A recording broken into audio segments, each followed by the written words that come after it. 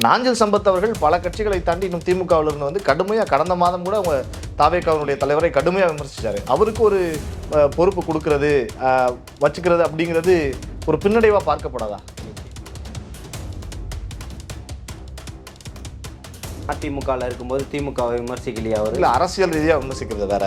உங்கள் தலைவரை ரொம்ப கடுமையாக விமர்சிக்க என்னால் காணொலியை காண்பிக்க முடியும். அப்படி ஒருமையில பேசியிருக்காரு. அவரை கொண்டு வந்து ஒரு பெரிய பொறுப்பு பரப்புரை செயலாளர் அப்படின்னு நீங்க தான் வந்து ஒருமையில பேசியிருந்தாலும் தனக்கான முக்கியத்துவம் கொடுக்கப்படுது அப்படின்னு நினைக்கும் போது அவருக்கு அது ஒரு குற்ற உணர்வா தானே இருக்கும். எது சமூக நீதி? நீங்க ஒரு தவறு செஞ்சிட்டீங்கன்றதுக்காக உங்களை ஒதுக்கியது. டிசம்பர்லேயும் ஜனவரியிலையும் மிகப்பெரிய பிரேக்கிங் நியூஸ் எல்லாம் இருக்குன்னு சொல்லிட்டு ஒன்று ஒன்றா வந்துகிட்டு இருக்கிறத உங்களால் பார்க்க முடியுது. உண்மையில சொல்கிற முன்னாள் அமைச்சர்கள், முன்னாள் சட்டமன்ற உறுப்பினர்கள், இந்நாள் சட்டமன்ற உறுப்பினர்கள் இப்படியெல்லாம் நிறைய பேர் இருக்காங்க. காங்கிரஸ் திமுக தாவேகாவோட கூட்டணி சேருது அப்படின்னு சொன்னால் இப்போ சொல்லுங்கள் பிஜேபியோட பி டீம்னு. ஆனால் சமீபத்தில் திருப்பரங்குன்றம் இஷ்யூ நடந்துக்கிட்டு இருக்கப்ப நீங்கள் திமுக தரப்புல இருந்தும் குரல் கொடுத்தாங்க. அவங்க ஒரு மாதிரி அவங்க ஒரு விஷயத்த பேசினாங்க. விடுதலை சிறுத்தைகள்ல இருந்து திருமாவளவன் ஒரு பக்கம் கருத்து தெரிவிச்சு, எடப்பாடி பழனிசாமி அவர்கள் கூட கருத்து தெரிவிச்சிருந்தார். பாஜக மாநில தலைவர் ஒரு பக்கம் களத்துக்கே போனாப்புல. இப்படியெல்லாம் இருக்கிறப்ப ஒரு அடுத்து ஆட்சிக்கு வரப்போகிறோம்னு சொல்கிற தாவேகா இந்த மாதிரியான முக்கியமான கோர் இஷ்யூஸில் ஒரு முக்கியமான சமயத்தில் குரல் கொடுக்காமல் இருக்கிறது, ஸ்டாண்ட் எடுக்காமல் இருக்கிறது அப்படிங்கிறது நம்ம எப்படி பார்க்கறது அரசியல் களத்தில்? அங்கே இருக்கக்கூடிய மக்களுக்கும் இருக்கக்கூடிய இஸ்லாமியர்களுக்கும் என்னவோ அதுதான் தமிழக வெற்றிக் கழகத்தினுடைய ஆதரவான கருத்து. திமுக வந்து இஸ்லாமியர்களை ஆதரித்து நிற்குதா? இஸ்லாமியர்களை பாதுகாக்குதா? இஸ்லாமியர்களை பாதுகாத்துருச்சா? நீங்கள் திமுக அவனுடைய வாடகை வாயாக இருக்கிறாரு சத்யராஜ். சத்யராஜெல்லாம் ஒரு சத்யராஜ் பொண்ணு மிகப்பெரிய தியாகியா? எந்த போராட்டத்துக்கு வந்திருக்கு? ஒரே ஒரு போராட்டத்தை சொல்லுங்க. எத்தனை வழக்குகள் வாங்கியிருக்கு?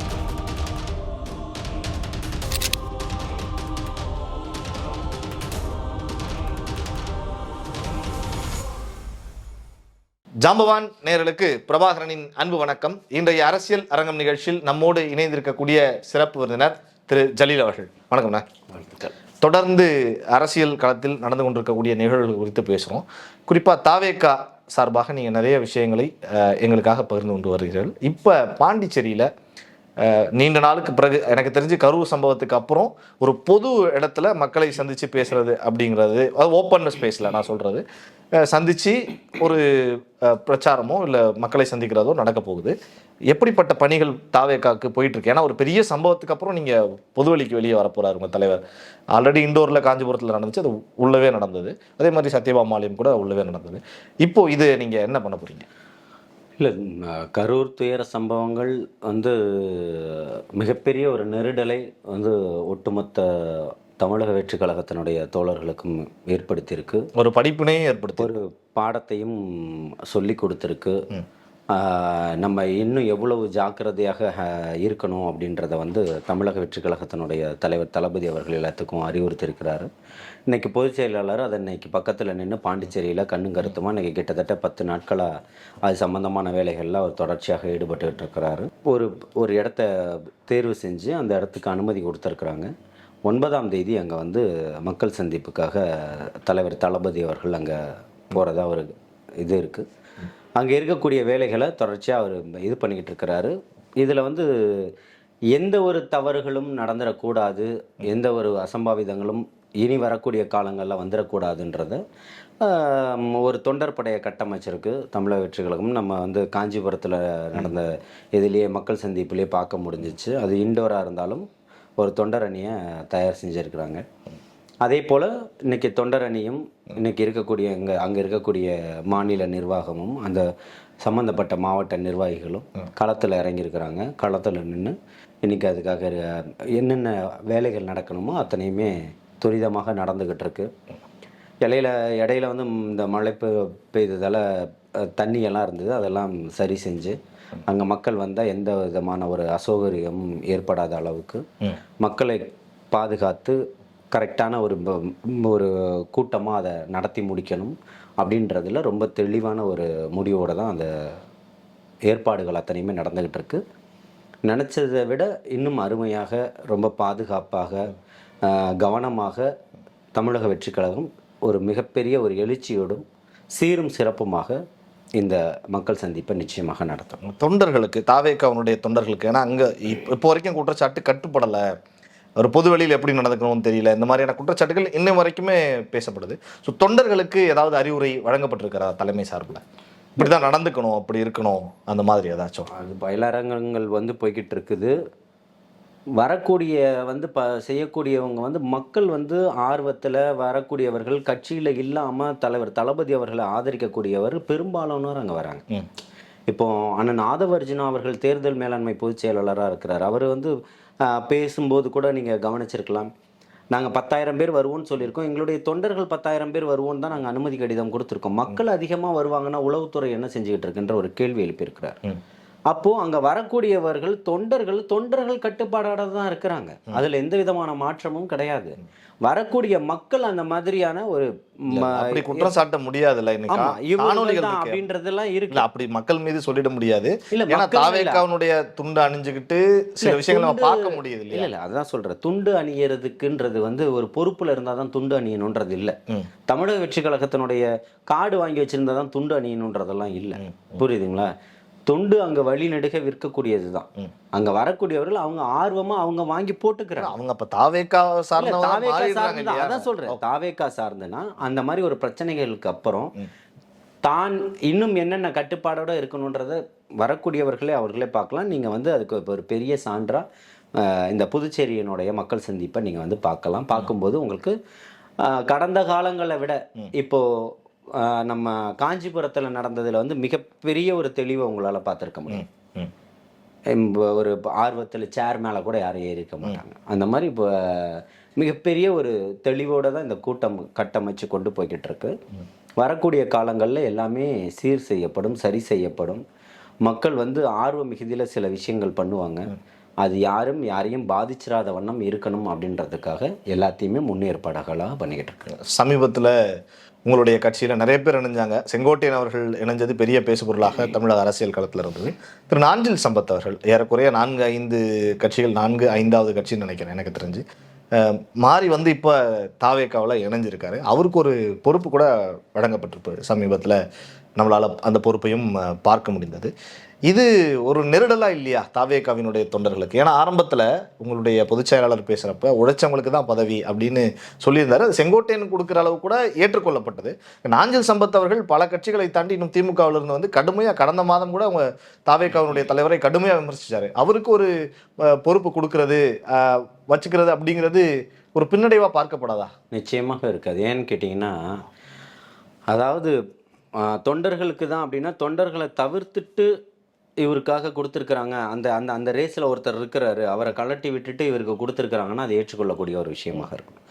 அவர் என்ன சார்ந்து அவர் வராரோ, அவர் என்ன ஒரு நிர்வாகத்தில் இருந்துக்கிட்டு இருக்கிறாரோ, அவருக்கு என்ன ஒரு எல்லா கட்சிகள்லையுமே அவர் மிகப்பெரிய ஒரு பேச்சாளராக கருதப்பட்டார், பார்க்கப்பட்டார். அப்பத்திலிருந்தே பேசுவார், புரியுதுங்களா? கடந்த காலங்களில் அண்ணா திமுகவில் பயணிச்சிருக்காரு, திமுகலேருந்து மதிமுகவில் பயணிச்சிருக்காரு, மதிமுகலேருந்து அண்ணா திமுகவில் பயணிச்சிருக்கிறாரு. இப்படி மாற்றி மாற்றி இருந்தார். அது ரெண்டுமே திராவிட கட்சிகள் தான். அதனால அவர் பேசினார். மதிமுகவும் திராவிட கட்சி தான். 3 கட்சிகள் இருந்தாலும் அவர் அதுக்கான அவரோட பரப்புரையை அவர் பண்ணிக்கிட்டு இருந்தார். அந்த மறைந்த முன்னாள் முதல்வர் ஜெயலலிதா அவர்கள் கூட அவருக்கு ஒரு கார் பரிசளிச்சிருந்தாங்க, திருப்பி கொண்டு போய் கொடுத்தாரு. ஆமா, அதெல்லாம் பார்க்கப்பட்டது. அந்த மாதிரி அவருடைய இதுல அவர் கரெக்டா போய்கிட்டு இருக்கக்கூடியவர் தான். அவருடைய கருத்துக்களை சொல்லலாம், எதிர்மறையான கருத்துக்களை சொல்லலாம். மதிமுகவில் இருக்கும்போது திமுகவை விமர்சிக்கலையா? அவர் அரசியல் ரீதியாக விமர்சிக்கிறது வேற. உங்கள் தலைவரை ரொம்ப கடுமையா விமர்சிக்க என்னால காணொலியை காண்பிக்க முடியும். அப்படி ஒருமையில பேசியிருக்காரு. அவரை கொண்டு வந்து ஒரு பெரிய பொறுப்பு பரப்புரை செயலாளர் அப்படின்னு நீங்க தான் வந்து ஒருமையில பேசி இருந்தாலும் தனக்கான முக்கியத்துவம் கொடுக்கப்படுது அப்படின்னு நினைக்கும் போது அவருக்கு அது ஒரு குற்ற உணர்வா தானே இருக்கும் மனசுக்குள்ள, புரியுதுங்களா? அதாவது தமிழக வெற்றி கழகத்தை தவறான ஒரு போக்குல மனப்பான்மையில பார்க்கக்கூடியவர்கள் கூட தப்பு பண்ணிட்டோமோன்னு சிந்திக்கக்கூடிய அளவுக்கு தான் இங்க இருக்குது. அதாவது கடந்த காலங்களில் தேர்தல் பரப்புரையில் இன்னைக்கு இருக்கக்கூடிய முதல்வர் சொன்னார், ஓட்டு போட்டவர்களும் ஓட்டு போடாதவர்களும் நாளைக்கு இப்படிப்பட்ட ஒரு கட்சிக்கு ஓட்டு போடலையேன்னு சிந்திக்கக்கூடிய அளவில் எங்களுடைய ஆட்சிகள் இருக்கும்னு சொன்னார். ஓட்டு போடாதவருக்கும் சேர்த்து தான் அவர் முதல்வர், அப்படிதானே? ஓட்டு போட்டிருந்தாலும் போடலைனாலும் அவர் தான் இன்னைக்கு தமிழகத்தினுடைய முதல்வர். அப்போ அவருடைய ஆட்சி எல்லாருக்குமானதா இருக்கும். இன்னைக்கு ஓட்டு போட்டவர்களையே சிந்திக்க வைக்கக்கூடிய அளவுக்கு அவருடைய ஆட்சியினுடைய திறனை மாறிடுச்சு. புரியுதுங்களா? ஆதரிப்பதும் எதிர்ப்பதும் ஜனநாயக உரிமை. அன்னைக்கு அவருக்கு வந்து எதிர்மறையான கருத்துக்கள் இருந்துக்கலாம். இன்னைக்கு வந்து இருக்கக்கூடியதை ஒப்பீடு பார்க்கும்போது அவர் செய்யக்கூடியது சரியான பாதைகளாக இருக்கலாம். இல்ல அவருக்கு சரிப்படுது, உங்க தலைமைக்கு எப்படி அவர் அழைச்சு கொண்டு வந்து பக்கத்துல வச்சுக்க அதுதான் முடியும்? சொல்றேன், விமர்சிப்பவர்களை எல்லாம் இவங்களெல்லாம் இவர்களுடைய விமர்சனங்கள்லாம் தமிழக வெற்றி கழகத்தை ஒருபோதும் டிஸ்டர்ப் பண்ணிடாதுன்னு சொல்றேன். ம். புரியுதுங்களா? மாத்தி பேசுறதுனால எதுவும் பெருசா நடந்துராது. உதயநிதியும் முதல்வரும் பேசாத பேச்சா? நேரு பேசாத பேச்சா? பி.கே. சேகர் பாபு பேசாத பேச்சா? மா சுப்பிரமணியம் பேசாத பேச்சா? அன்பில் மகேஷ் பேசாத பேச்சா? யார் பேசாத பேச்சு? சீமான் விமர்சிக்காததா? சீமான் திமுக விமர்சிக்காததா? இன்னைக்கு எப்படி பங்காளியானாங்க இல்லையா? அப்ப இன்னைக்கு தொடர்ச்சியாக இதே மாதிரி பண்ணிக்கிட்டு, இதே மாதிரி வந்து இப்போ ஒருதலைபட்சமா இன்னைக்கு இப்படி பேசுறோம் அப்படின்னா அவருடைய கருத்தை அவர் அன்னைக்கு சொல்லியிருக்கிறாரு. இன்னைக்கு அதுல முரண்பட்டிருக்கிறாரு. அதுக்காக அவரை தூக்கிலையா போட முடியும்? அவர் ஆதரவான நிலைப்பாட்டில் தண்டிக்க சொல்லல, நீங்க ஏற்றுக்கொள்ளுகிற அளவுக்கு தாவேக்கா வந்துருச்சா? ஆட்கள் இல்லையான்னு கேட்கிறேன் உங்களுக்கு. ஆட்கள் இருக்காங்க இல்லைன்றதெல்லாம் வேற விஷயம். அரவணைப்புன்றது தமிழக வெற்றி கழகத்துல இருக்குன்றதுக்கு இது ஒரு உளமான சான்றுன்னு சொல்றேன். ஓகே, நீங்க என்ன விமர்சிச்சாலும் உங்களுக்கு நீங்க வரும்போது அவங்கள நிராகரிக்கலையே, உங்களை வரவேற்றிருக்கிறாங்க. உங்களுக்கு ஒரு உரிய பொறுப்பும் மரியாதையும் கொடுக்கப்பட்டிருக்கு. திமுக உங்களுக்கு கொடுக்கப்பட்டதா? உங்களை நிராகரிச்சுட்டாங்கல்ல. உங்களை மேடை பேச்சாளராக மட்டும்தானே பயன்படுத்திக்கிட்டு இருந்தாங்க. இங்க தமிழக வெற்றி கழகம் இன்னைக்கு அப்படி பார்க்கலையே. உங்களுக்கு ஒரு பொறுப்பை கொடுத்துருக்குல்ல. இன்னைக்கு அவர் நாம செய்த செயலை தவறுன்று அவர் சிந்திக்கக்கூடிய அளவுக்கு தமிழக வெற்றி கழகம் ஒரு முற்போக்காக தானே யோசிக்குது. ஓகே, அப்ப அதை அப்படித்தானே பார்க்கணும். இதுதானே சமூக நீதி. எது சமூக நீதி? நீங்க ஒரு தவறு செஞ்சிட்டீங்கன்றதுக்காக உங்களை ஒதுக்கிடல, உங்களையும் அரவணைச்சு உங்களுக்கான ஒரு அங்கீகாரத்தை கொடுத்து உங்களுடைய பயணத்தை மேற்கொள்ளுங்கன்னு சொல்லும்போது இதை விட பெரிய சமூக நீதி என்ன இருக்க முடியும்? இதுதானே வேணும்னு கேட்குறோம். இனி வரக்கூடிய காலங்களில் அவருடைய செயல்பாடுகள் எப்படி இருக்குன்றதா மக்கள் மத்தியில் பேசும் பொருளாக மாறும். இன்னும் பல தலைவர்கள் தாவேக்கா பக்கம் வர தயாரா இருக்காங்க. சில அப்படிங்கிற பேச்சையும் சிலர் பேச முடியுது, நம்மளால பார்க்க முடியுது. ஆளுங்கட்சியிலிருந்தே சட்டமன்ற உறுப்பினர்களே கூட 2-3 பேர் வரப்போறாங்க அப்படின்னு பேசுறாங்க. அப்படியா? அந்த மாதிரியான விஷயங்கள் நடக்க வாய்ப்பு இருக்கா? நான் உங்களுக்கு ஏற்கனவே நம்ம சேனல்ல சொல்லியிருக்கேன். டிசம்பர்லயும் ஜனவரியிலையும் மிகப்பெரிய பிரேக்கிங் நியூஸ் எல்லாம் இருக்குன்னு சொல்லிட்டு ஒன்று ஒன்றா வந்துகிட்டு இருக்கிறத உங்களால பார்க்க முடியுது. உண்மையிலே சொல்ற முன்னாள் அமைச்சர்கள், முன்னாள் சட்டமன்ற உறுப்பினர்கள், இந்நாள் சட்டமன்ற உறுப்பினர்கள், இப்படியெல்லாம் நிறைய பேர் இருக்காங்க. அதில் மாற்றமே கிடையாது. திமுக கூட்டணி உடையுதுன்னு சொன்னேன், புரியுதுங்களா? என்னென்னவோ சொல்லிட்டு இருந்தேன். நேற்று பரபரப்பான செய்தி என்ன, பிரேக்கிங் நியூஸ் என்ன சொல்லுங்க? காங்கிரஸ் மாநில பொறுப்பாளர் வந்து பார்த்துருக்காப்புல. தேசிய பொறுப்பாளர், தேர்தல் வியூக வகுப்பாளர் ராகுல் காந்தி அவர்களுக்கு ரொம்ப நெருக்கமானவர்கள். எந்த இடத்துலையும் மறுக்கல. அவர் வந்ததும் பார்த்ததும் எல்லா செய்திகள்லையுமே பார்த்தீங்களா இல்லையா? இதுக்கு காரணம் என்னவா இருக்கும்? இப்போ சொல்லுங்க. காங்கிரஸ் திமுக தாவேக்காவோட கூட்டணி சேருது அப்படின்னு சொன்னா இப்போ சொல்லுங்க, பிஜேபியோட பி டீம்னு சொல்ல முடியுமா? இது வந்துருச்சு. இந்த மாதிரி ஒரு கூட்டணி அமைஞ்சிருச்சுன்னா இப்போ இவங்களால எப்படி சொல்ல முடியும்? அப்போ அது பிஜேபியினுடைய பி டீமா இருந்தா இவங்க எப்படி வர முடியும்?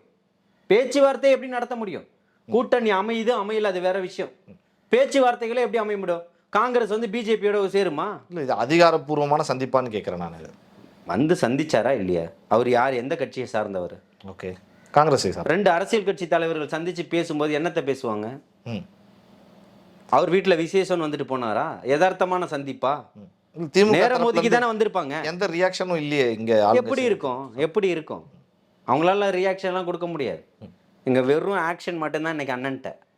புரியுதுங்களா? அதை பார்க்க போறேன். நான் ஆரம்பத்திலே சொன்னேன், இது இங்க உரசாதீங்க, இது தளபதின்னு சொல்லிட்டேன். பல முறை சொல்லியிருக்கேன், இப்பவும் சொல்றேன். உங்களை யார் அதிகம் விமர்சிக்கிறாரோ அவர்களே உங்களை கண்டு அச்சப்படுகிறார். ஃபிடல் காஸ்ட்ரோ சொல்லியிருக்காருன்னு பல முறை பதிவு பண்ணியிருக்கிறேன். அதனால நீங்க மிகப்பெரிய மாற்றங்கள் இருக்கு. காலங்கள்லாம் மாறாது, காட்சிகள் தான் மாறும். காலம் அதே போல தான் போய்கிட்டு இருக்கு. புரியுதுங்களா? நீங்கள் செய்யக்கூடிய அத்தனையுமே நீங்கள் விதைக்கக்கூடியதை அறுவடை செஞ்சிருவீங்க. அது நன்மையாக இருந்தாலும் தீமையாக இருந்தாலும். இப்போ மக்களினுடைய எழுச்சி யாரை நோக்கி இருக்குன்றது நீங்கள் போய் ஒரு சர்வே நடத்துங்க. பொதுவாக ஜாம்பவான் சார்ந்து மக்களை போய் சந்திங்க, இளைய தலைமுறைகளை போய் சந்திங்க, சாலையோர வியாபாரிகளை போய் சந்திங்க. என் அக்கா தங்கச்சிங்க எவ்வளோ பேர் வேலைக்கு போகிறவங்க இருக்காங்க, பேருந்துக்காக காத்துக்கிட்டு இருக்கக்கூடியவர்கள் இருக்காங்க, பொது இடங்களில் வரக்கூடியவர்கள் இருக்காங்க, என்னுடைய அண்ணன் தம்பிகள் இருக்காங்க, எவ்வளோ பேர் இருக்காங்க. வெகுஜன மக்கள், பொதுஜன மக்களை சந்திங்க. ஒரு ஒரு ஒரு நார்மலாக நீங்கள் சர்வே எடுத்து இப்போ போடுங்க, இப்போ இது பண்ணுங்கன்னு சொல்ல, ஜென்ரலான ஒப்பீனியன் கேளுங்க. இன்னைக்கு மக்கள் மாற்றத்தை நோக்கி மட்டுமே இருக்கிறேன். நீங்கள் கொண்டு வந்த திட்டங்கள் எல்லாம் பேப்பரில் தான் இருக்குது. உங்களுடைய திட்டங்கள் என்ன வந்து சேர்ந்துருச்சு மக்களுக்கு? எதையுமே உங்களால் தடுக்க முடியல. எல்லா இடத்துலையும் கொந்தளிப்புகளும் பதட்டங்களும் தானே நிறைஞ்சிக்கிட்டு இருக்கு. அப்போ நீங்கள் எதை சொல்லி நீங்கள் இன்னும் பண்ண போறீங்க? இன்னும் நீங்கள் அரசியல் தான் பண்ணுறீங்க, ஆட்சி நடத்தலை. ஆட்சி நடத்துறதுக்கான தகுதி உங்கள்கிட்ட இல்லைன்றது இன்னைக்கு ப்ரூவ் ஆயிடுச்சு. ரொம்ப தெளிவான விஷயங்கள் எல்லாம் நம்ம கூர்ந்து கவனிக்கணும். புரியுதுங்களா? மக்கள் இன்னைக்கு தேவை, இன்னைக்கு ஓட்டுக்கு 1000 ரூபாவா இல்லை, அவன் நிம்மதியாக இருக்கணும்னு நினைக்கிறான். இங்கே ரவுடிசம் இருக்கக்கூடாதுன்னு நினைக்கிறான். பெண்களுக்கு பாதுகாப்பு இருக்கணும்னு நினைக்கிறான். தரமான கல்வி வேணும்னு கேட்குறான். தரமான கல்வி கூடங்கள் இருக்கணும்னு சொல்கிறான். இன்னைக்கு சாப்பாடுகள் காலை உணவு போட்டாலும் நீங்கள் மதிய உணவு போட்டாலும் தரமாக இருக்கணும்னு சொல்கிறோம் இல்லையா?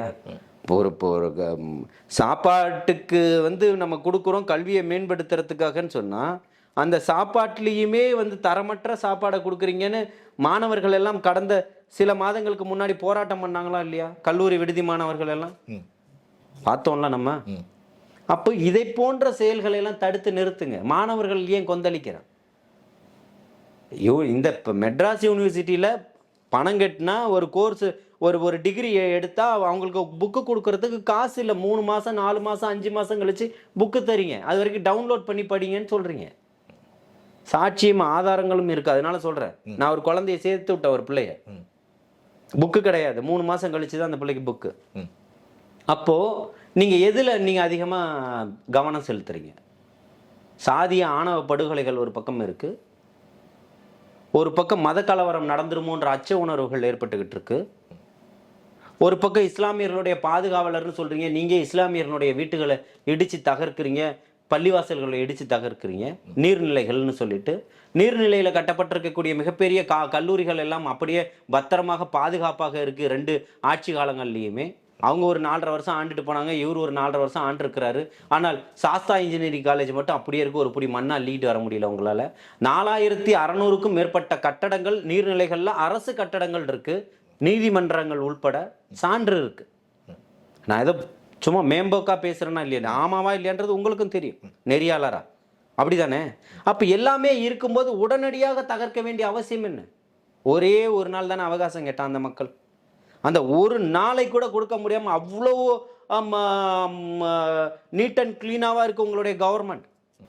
உங்களுடைய ஆட்சியில் தான் அவலத்தில் தான் கள்ளச்சாராயம் குடிச்சு இத்தனை பேர் செத்தான். உங்களுக்கே தெரியாமல் அப்போ நடக்குதா? உங்களுடைய சட்டமன்ற உறுப்பினருக்கு தெரியாமல் நடக்குதா? அந்த மாவட்டத்தினுடைய கலெக்டர் என்ன பண்ணிக்கிட்டு இருந்தார்? அந்த மாவட்டத்தில் அந்த ஏரியாவில் உள்ளக்கூடிய காவல்துறை என்ன பண்ணிக்கிட்டு இருந்தது? சாராயம் காய்ச்சிறாங்கன்னா கலால் துறை அதை தடுக்கிறதுக்கு தானே இருக்குது. கலால் துறை என்ன பண்ணிக்கிட்டு இருந்தது? உளவுத்துறை என்ன பண்ணிக்கிட்டு இருந்தது? ஒவ்வொரு காவல் நிலையத்திலும் உளவுத்துறை இருக்குது, ஒவ்வொரு மாவட்டத்திலும் தலைமையகம் இருக்குல்ல. ஏன் அவங்களுக்கு தெரியாமல் நடந்துருச்சா? அது ஒரு 4 பேர் ஒரு இடத்துல கூடுறாங்க, ஒரு ஆர்ப்பாட்டனால ஓடி வந்து பிடிச்சி அரெஸ்ட் பண்ணிடுறீங்க, இல்லை அவங்க வீட்டுக்கு போயிடுறீங்க அன்னைக்கு காலையிலே அரெஸ்ட் பண்ணுறதுக்கு. அப்போ இவ்வளோ பெரிய ஆர்கனைஸ்டாக ஒரு க்ரைம் நடக்குது அப்படின்னு சொன்னால் உங்களால் தடுக்கவே முடியலையே தொடர்ச்சியாக. அப்போ ஆட்சியினுடைய இயலாமை தானே இது அத்தனைக்குமே காரணம். இன்னைக்கு மழை வெள்ளங்கள் மிகப்பெரிய பாடங்களை கற்றுக் கொடுத்துட்டு போயிருக்குல்ல. 4000 கோடி எங்கே அப்படின்னு இன்னைக்கு மக்கள் கேட்க ஆரம்பிச்சிட்டாங்கல்ல. இன்னைக்கு ஒட்டு போட்டு இந்த கோயம்பேடு பாலங்கள் கூட இன்னைக்கு என்ன சரியா இருக்கா? நீங்கள் இங்கேருந்து ஒரு கிண்டி வரைக்கும் போங்க, இல்லை இங்கேருந்து மதுரவாயில் போங்க, இல்லை இங்கேருந்து ஒரு பூந்தமல்லி வரைக்கும் போங்க, இல்லை சிட்டிக்குள்ளே போங்க, எக்மோரில் போங்க, எந்த இடத்துல சாலைகள் சரியாக இருக்குன்னு நினைக்கிறீங்க? எங்கேயுமே இல்லையே. அப்போ நீங்கள் என்ன கட்டமைப்புகளில் வச்சுருக்கீங்க? எல்லாம் இப்போ ஒட்டு போட்டுக்கிட்டு இருக்கிறீங்க எல்லா சாலைகளையும். தரமற்ற சாலைகளை போட்டது யார்? அப்போ உங்களுடைய நிர்வாகம் எந்த அளவுக்கு இருக்குது? இதையெல்லாம் இன்னைக்கு மக்கள் கூர்ந்து கவனிச்சுக்கிட்டு இருக்கிறாங்க. நீங்கள் சாராயத்தையும் காசையும் வச்சு ஓட்டை வாங்கிடலாம், நாளைக்கு திரும்பவும் நம்மளே முதல்வர் ஆயிடலான்னு பகல் கனவு கண்டுகிட்டு இருக்கீங்கன்னு சொல்கிறேன். இந்த மாதிரியான பொது பிரச்சனைகளில், மக்கள் அவதிப்படக்கூடிய பிரச்சனைகளில் தாவேகா குரல் கொடுக்கறது, தன்னுடைய கருத்தை பதிவு செய்கிறது அப்படிங்கிறது வரவேற்கத்தக்கது தான். ஆனால் சமீபத்தில் திருப்பரங்குன்றம் இஷ்யூ நடந்துக்கிட்டு இருக்கப்ப நீங்கள் திமுக தரப்புல இருந்தும் குரல் கொடுத்தாங்க. அவங்க ஒரு மாதிரி அவங்க ஒரு விஷயத்த பேசினாங்க. விடுதலை சிறுத்தைகள்ல இருந்து திருமாவளவன் ஒரு பக்கம் கருத்து தெரிவிச்சு, எடப்பாடி பழனிசாமி அவர்கள் கூட கருத்து தெரிவிச்சிருந்தார். பாஜக மாநில தலைவர் ஒரு பக்கம் களத்துக்கே போனாப்ல. இப்படியெல்லாம் இருக்கிறப்ப ஒரு அடுத்து ஆட்சிக்கு வரப்போறோம்னு சொல்ற தாவேக்கா இந்த மாதிரியான முக்கியமான கோர் இஷ்யூஸ்ல ஒரு முக்கியமான சமயத்தில் குரல் கொடுக்காம இருக்கிறது, ஸ்டாண்ட் எடுக்காம இருக்கிறது அப்படிங்கிறது நம்ம எப்படி பார்க்கறது அரசியல் களத்தில்? இல்லை, இப்போ நான் சொல்கிறேன், இது வந்து திட்டமிட்டு நடத்தக்கூடியது தான். புரியுதுங்களா?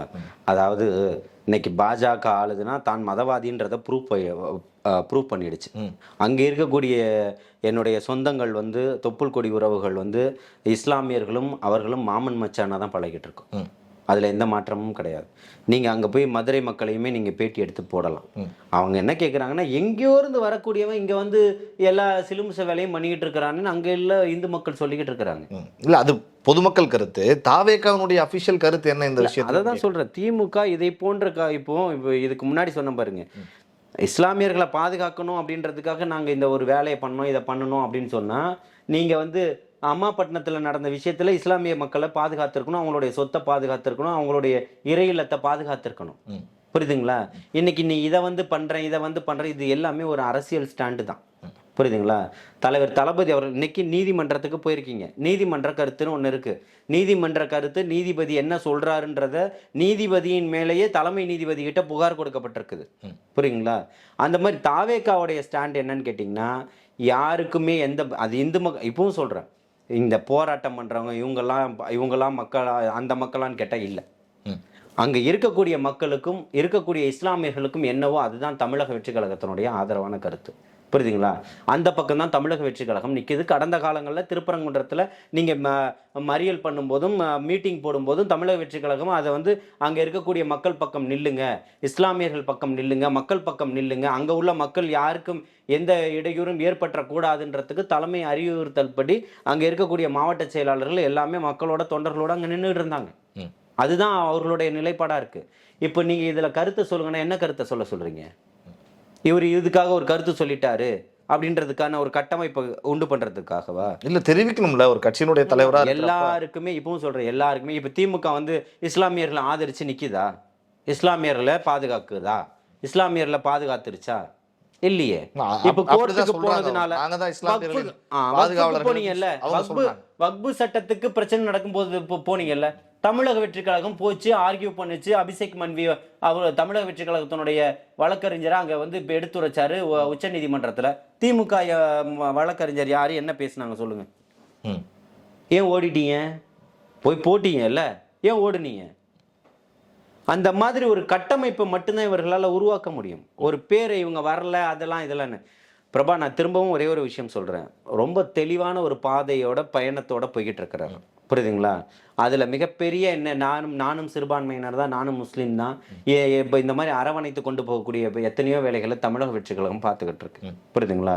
நிச்சயமாக மிகப்பெரிய ஒரு மாற்றமும் எழுச்சியும் இருக்குது. அந்த எழுச்சி மிகப்பெரிய மாற்றத்திற்காகவும் இங்கே இருக்கக்கூடிய அத்தனைக்கும் பதில் சொல்லக்கூடியதாகவும் இருக்கும். அது 2026 தேர்தலாக தான் இருக்கும். கூடுதலாக சமீப காலமாக நீங்கள் பார்த்தீங்கன்னா நடிகர்கள்லாம் கூட நிறைய தாவேக்கா பக்கம் வர்றதை பார்க்க முடியுது. அப்படியே அந்த பக்கம் ஆப்போசிட்டாக போனோன்னா சமீப காலமாக நடிகர் சத்யராஜ் ஒரு பக்கம் விமர்சித்து பேசுகிறாரு, அப்படி இன்னொரு நடிகரை பேச வைக்கிறாங்க. இது திட்டமிட்டு செய்யப்படுகிறதா? இந்த பக்கம் ஒரு பக்கம் உங்கள் பக்கம் நடிகர்கள் வராங்க, ஒரு பக்கம் உங்களை எதிர்த்தாங்க, தாவேக்கா எதிர்த்து கடுமையாக பேச வைக்கிறாங்க. என்ன நடக்குது களத்தில்? இல்லை, சத்யராஜுக்கு ஒரு முகம் இருக்குது, நடிகர்ன்றதை தாண்டி வேறு என்ன இருக்குது? மக்கள் பிரச்சனைக்கு களத்தில் வந்து நின்று போராடி இருக்காரு. ஈழத்தமிழர் பிரச்சனைக்கு பல விஷயங்களுக்கு களத்துக்கு வந்து அதுக்கப்புறம் இந்த 4.5 ஆண்டுகளில் எந்த பிரச்சனையும் நடக்கலையா? பேச வேண்டியதானே? தம்பி அஜித்குமாரனுடைய விஷயத்தை பேச வேண்டியதானே? கவின்குமாரனுடைய பிரச்சனையை பேச வேண்டியதானே? ஏன் பேசலை? அண்ணா பல்கலைக்கழக மாணவியினுடைய பிரச்சனையை பேச வேண்டியதானே? அண்ணா நகர் சிறுமி பாலியல் பிரச்சனையை பேச வேண்டியதானே? அவருடைய சொந்த ஊரான கோவை மாணவியினுடைய பிரச்சனையை பேச வேண்டியதானே? ஏன் பேச மறுத்தாரு? சாதி ஆணவ படுகொலைகள் இங்கே நடக்கலையா? பெரியார கொள்கை தலைவராக ஏற்றுக்கிட்டு ஜிடி நாயுடு படத்தில் நான் நடிச்சுக்கிட்டு இருக்கிறேன்னு சொல்கிறாரு. சாதியின் அடையாளமும் இங்கே இல்லைன்னு சொன்னவர். இப்போ ஜிடி நாயுடு பாலத்துக்கு பேர் வச்சதுக்கு வாழ்த்து சொன்னார். நீங்கள் திமுகவனுடைய வாடகை வாயாக இருக்கிறாரு சத்யராஜ். சத்யராஜெல்லாம் ஒரு சத்யராஜ் பொண்ணு மிகப்பெரிய தியாகியா? எந்த போராட்டத்துக்கு வந்திருக்கு? ஒரே ஒரு போராட்டத்தை சொல்லுங்கள். எத்தனை வழக்குகள் வாங்கியிருக்கு? நான் பல 100 போராட்டங்களில் பங்கெடுத்திருக்கிறேன். வந்து சொல்லுங்கன்ற. அப்போ உங்களுக்கு ஒரு திரை வெளிச்சம் உங்களுக்கு இருக்குது, ஒரு கேமரா இருக்குது அப்படின்னு சொன்னால் நீங்கள் பேசுகிறதெல்லாம் மக்கள் போய் எடுத்துகிட்டு போயிடுவாங்கன்னு அர்த்தமா? நீங்கள் பேசின மேடைகள் என்னென்ன, நீங்கள் நடிக்கிறீங்க, அது உங்களுடைய தொழில். நடிங்க, உங்களை யாரும் தவறாக சித்தரிக்கலை, பேசலை இல்லையா? நீங்கள் எல்லாத்தையுமே எம்ஜிஆர் எம்ஜிஆர் எம்ஜிஆர்னு சொல்லிட்டு இன்றைக்கி எப்படி திமுகவுக்கு சொம்படிக்கிறீங்க? அவங்களால எப்படி முடியுது? எம்ஜிஆர் இருக்கிற வரைக்கும் கலைஞரை எதிர்த்து வெளியில் வந்தார். எம்ஜிஆர் தனியாக ஆட்சி அமைச்சார். அண்ணா திராவிட கழகத்தை திமுகவினுடைய கொள்கை திமுகவை எதிர்த்து வேலை செய்வது. எம்ஜிஆர் கூடவே இருந்துக்கிட்டு எனக்கு கரலை கட்டை கொடுத்தாரு, அதை கொடுத்தாரு அப்படின்னு சொல்லிட்டு திமுக கிட்ட போய் உட்காந்துக்கிட்டு இருக்கீங்களா? அதுக்கு பேர் என்ன? பணம் 10ம் செய்யும். புரியுதுங்களா? இந்த மாதிரி ஆட்கள்கிட்ட 11ம் செய்யும். அது பெரிய ஆச்சரியமெல்லாம் இல்லை. அறிவார்ந்த அரசியல் சமூக கட்டமைப்பில் இருக்கக்கூடிய சீமானுக்கு அவரை கூட கேளுங்க, அண்ணனை, ஒன்றும் தப்பு கிடையாது. அவர் எதிரில் நின்னாலும் எதிர்த்து பேசுவாரை தவிர்த்து களத்தில் வருவார், நிற்பார், பேசுவார். புரியுதுங்களா? நான் பதில் சொல்கிறதுக்கு தயாராக இருக்கேன். இந்த மாதிரி இன்னைக்கு வரைக்குமே நடிச்சுக்கிட்டு நான் கருத்தை சொல்லிக்கிட்டு இருக்கிறேன்றவருக்கு பதில் சொல்ல வேண்டிய எந்த அவசியமும் இல்லை.